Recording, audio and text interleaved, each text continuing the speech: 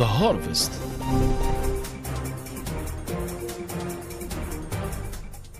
Welcome, dear listeners from all across the continent.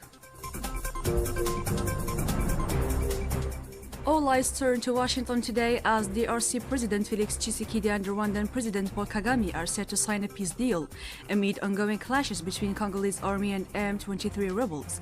Widad Alawa for more details. The world's attention turns to Washington, where the leaders Congo and Rwanda are poised to sign a long-awaited peace agreement under U.S. mediation. This comes after months of U.S. and other countries' meditations that began last April and went through several key stages, most notably the initiating of a peace agreement by the foreign ministers of both countries in June, followed by an agreement on a regional economic integration framework last November. However, diplomatic efforts have not been translated into reality on the ground. The sign of this agreement is set to advance coordinated efforts that bring rival forces to the negotiating table and finally curb the violence tearing through Eastern Democratic Republic of Congo after previous failures, and marks progress toward peace. However, uncertainties of its success remain a source of concern. Let's listen to Togolese political analyst Paul Amigakpo. Congolese President Felix Tshisekedi and his Rwandan counterpart Paul Kagame are expected to meet in Washington alongside President Trump to sign a final agreement aimed at consolidating efforts to bring the warring parties closer together and put an end to the ongoing conflict and violence in Eastern Democratic Republic of Congo. This move from Washington has received international approval, yet it also comes with certain reservations and flaws. While the agreement marks an important diplomatic breakthrough, its true value will lie in what unfolds after the signature. If fully implemented, the deal could open the door to a gradual reduction in hostilities, clearer security commitments, and renewed trust between the parties. It is also expected to create space for broader regional cooperation and more inclusive peace-building efforts on the ground. In Sudan, UN Human Rights Chief Volker Turk warned of a possible new wave of atrocities in Sudan as the Rapid Support Forces militia keeps attacking Kordofan region. In Algeria, Algeria's Foreign Minister Ahmed Attaf met with South Africa's Deputy Minister of International Relations Elvin Boots. Both sides welcomed the growing bilateral cooperation and reaffirmed their aligned positions on major continental and international issues, notably Palestine and Western Sahara.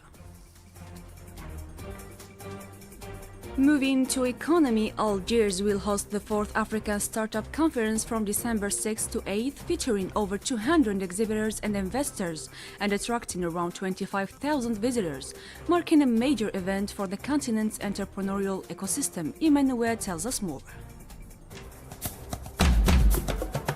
Algiers is set to become Africa's startup capital this weekend, as the 4th African Startup Conference kicks off on December 6th with over 200 exhibitors, investors, and 25,000 visitors are expected to converge in the capital, turning the city into a hub of innovation and entrepreneurship. Organized under the patronage of President Abdelmajid Tebboune, the conference will feature a ministerial summit, the first of its kind, with expert panels and matchmaking sessions, designed to connect promising startups with investors and funding opportunities. A new startup financing fund aims to empower Algerian and African youth to transform their ideas into thriving businesses. With Rwanda as the guest of honor this year, showcasing its digital innovation achievement, Algerian startups can learn, collaborate, and expand across Africa. This weekend, Algiers will not just honor an event, it will launch opportunities for a new generation of investors. In other news, Air Algeria will expand its African network, focusing on historic routes and major capitals to boost ties with southern countries, CEO Hamza bin Hamoud said. Key moves include consolidating flights to Dakar, Abidjan, Nouakchott, Niamey, and Ouagadougou, regional links via Libreville, Cotonou, and Conakry, and launching new international routes to Johannesburg, Addis Ababa, Lagos, and Accra. In Maputo, South African President Cyril Ramaphosa described Mozambique as the country of the future, highlighting its natural resources and potential as a regional economic hub. Ramaphosa emphasized that the bilateral relationship rooted in shared history and struggle has evolved into one of South Africa's most strategic partnerships, with opportunities extending far beyond extractive industries into energy, infrastructure, agriculture, and more. Let's listen to him. Mozambique is a country of the future. Mozambique is a country that is well endowed with many, many extraordinary natural resources that position it as a future economic powerhouse in our region.